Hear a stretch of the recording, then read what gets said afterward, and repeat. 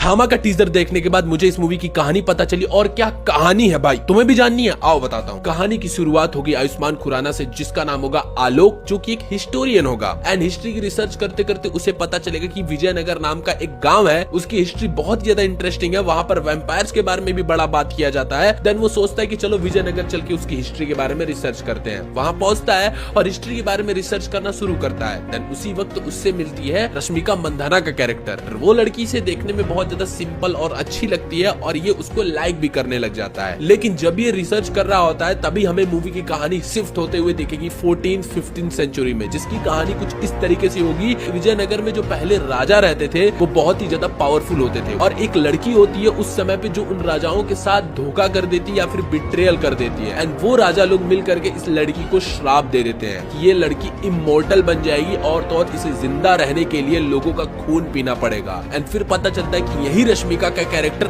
Immortal है और तभी से जिंदा है और आज तक यही वैम्पायर है जो कि लोगों का खून पी करके विजयनगर में रह रहा है। इसके बाद एक और बड़ी मिस्ट्री अनरिवील होती है कि आयुष्मान खुराना यानी आलोक का पुनर्जन्म हुआ है। पास्ट में वो भी रश्मिका से कनेक्टेड था और इन दोनों की बड़ी डार्क लव स्टोरी थी और प्रेजेंट में भी इन दोनों की बहुत डार्क लव स्टोरी हो जाती है। इसी तरीके से पास्ट की स्टोरी प्रेजेंट की स्टोरी कनेक्ट होगी, लेकिन फिर इसमें एंट्री होगी मेन विलन यानी यक्षासन यानी नवाजुद्दीन सिद्दीकी के कैरेक्टर का, जिसका मेन काम यही हो कि वो रश्मिका को गार्ड करता रहेगा कि वो कहीं अपने वैम्पायर की ये जो उसे कर्ष मिला है वो उस कर्ष को खत्म ना कर दे। और लास्ट में फिर आयुष्मान खुराना और रश्मिका अपने इस कर्ष से मुक्त होने के लिए फाइनल बैटल सीक्वेंस करेंगे और यक्षासन को हरा देंगे। लेकिन फाइनली ये दोनों वैम्पायर की इस पावर से मुक्त नहीं होंगे, बल्कि ये दोनों खुद वैम्पायर बन जाएंगे। और लास्ट में फिर एंट्री होगी भेड़िया यानी वरुण धवन की और यहाँ पर वैम्पायर और वेयरवुल्फ का क्रॉसओवर होगा। अगर तुम पूरी कहानी और डिटेल में जानना चाहते हो तुम 200-300 कमेंट कर दो, मैं वीडियो लॉन्ग बना दूंगा।